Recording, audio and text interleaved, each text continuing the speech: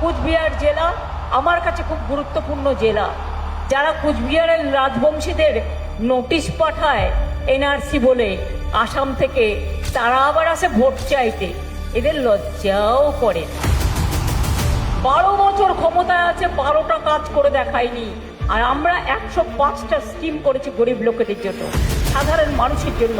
আমাদের মধ্যে কোনো ভেদাভেদ নেই, আমাদের সাথে সব সম্প্রদায় আছে, হিন্দু হোক, মুসলিম হোক, রাজবংশী হোক, তপশিলি হোক, সব পরিবার আমাদের আছে। এত অত্যাচার আমি কখনো দেখিনি, এত অপপ্রচার আমি জীবনে দেখিনি।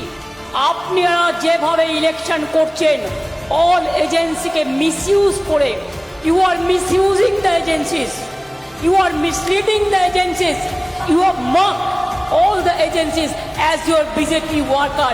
You should be same on you and your party. I have never seen it earlier. আমি কখনো জীবনে দেখিনি। প্রয়োজনে দেব মোরা এক নদী রক্ত, হোক না পথের বাধা প্রস্তর শক্ত।